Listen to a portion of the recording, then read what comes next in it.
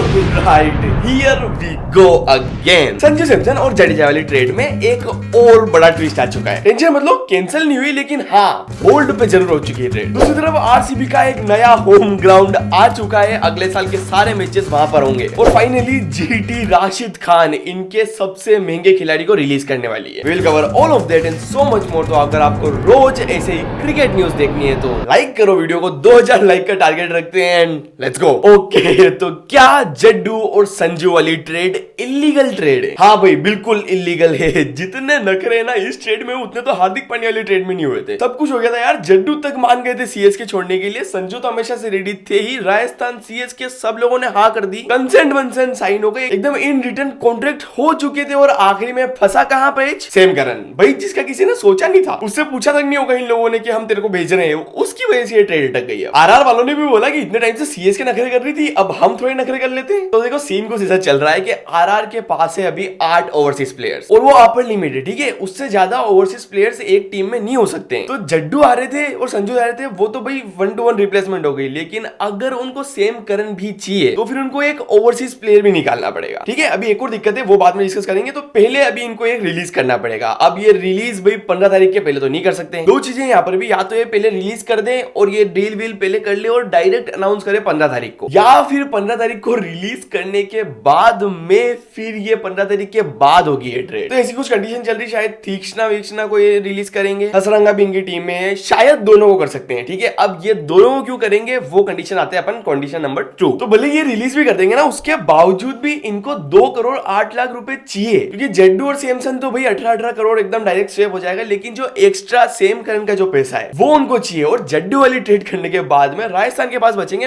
केवल 30 लाख रुपए और सेम करन 2.4 करोड़ के। तो बाकी जो बचा हुआ पैसा है वो इनको बाकी फॉरेन प्लेयर्स को निकाल कर इकट्ठा करना पड़ेगा और वो एक साथ पूरा पैसा इनको सीएसके को देना पड़ेगा। तो ये कुछ बसट चल रही है, इसकी वजह से ये ट्रेड एक बार फिर से होल्ड पर आ गई है। जैसा कि मैंने आपको पिछली वीडियो में बताया था कि डायरेक्ट रिटेन प्लेयर की जो लिस्ट आएगी उसी में संजू सैमसन का नाम विद ट्रेडेड सीएसके की रिटेन प्लेयर लिस्ट में अनाउंस होगा। तो ऐसा हो सकता है, और अगर ऐसा नहीं हो तो भी टेंशन मत लेना, रिटेंशन के बाद में भी ट्रेडिंग होती है। हार्दिक पांड्या वाली ट्रेड रिटेंशन के बाद में हुई थी। Okay, moving on, news number 2। RCB का नया होम ग्राउंड अनाउंस हो चुका है। वेल मतलब ऑलमोस्ट अनाउंस हो चुका है। पिछले साल स्टैम्पेड के बाद में जो T20 वर्ल्ड कप वहां पर नहीं हुआ, फिर वुमेन्स वर्ल्ड कप वाली जो बातें चल रही थी, कोई भी डोमेस्टिक टूर्नामेंट वहां पे नहीं हो रहा था। तो ये चीज तो ऑलमोस्ट क्लियर हो चुकी थी कि मतलब आईपीएल भी वहां पर नहीं होगा, क्योंकि कर्नाटका गवर्नमेंट ने सीधा बोल दिया कि कोई भी हाई प्रोफाइल मैच हम आरसीबी के होम ग्राउंड में नहीं कराने वाले हैं। Now high profile match is the keyword here, ठीक है। अभी भी ऐसा हो सकता है कि आरसीबी के होम ग्राउंड चिन्ना स्वामी में ही हो, तो मतलब जो छोटी टीमों के अगेंस्ट होगा आरसीबी के मैचेस वो तो अलाउड कर रही है कर्नाटक गवर्नमेंट। लेकिन जो बड़ी टीम है सीएसके,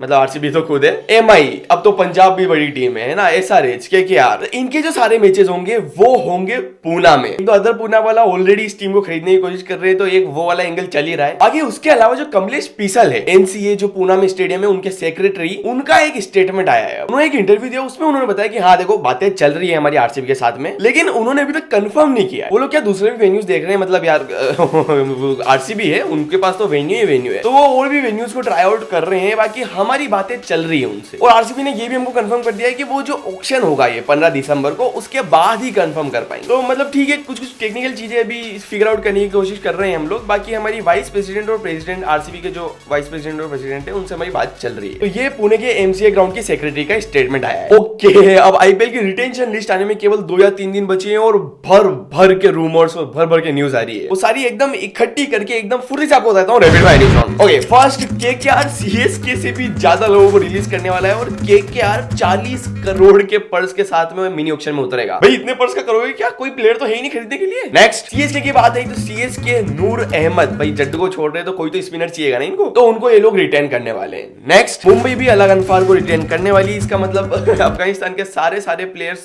रिटेन होंगे। नेक्स्ट सिवाय एक अफगानिस्तान के प्लेयर के, राशिद खान, हाँ जीटी इनको रिलीज करने वाली, क्योंकि भाई पिछले साल इन्होंने शुभमन गिल से भी ज्यादा पैसे लिए थे, जीटी के कैप्टन से भी ज्यादा, और परफॉर्मेंस कैसी थी आप सबको पता ही है। नेक्स्ट एक और बड़ा नाम रिलीज होने वाला है, एलएसजी संजीव गोयनका साहब डेविड मिलर को रिलीज कर सकते हैं। नेक्स्ट ओके, और फाइनल न्यूज, रिटेंशन की जो लिस्ट अनाउंस होने वाली थी उसका टाइमिंग आ चुका है। पहले मैंने आपको 6 PM बताया था, लेकिन 5 PM के बाद से ही शो शुरू हो जाएगा। अब वो एक्चुअल टाइम मेरे को लगता है फिर 5:30 बजे के आसपास हो जाएगा जब लिस्ट अनाउंस करेंगे ये लोग।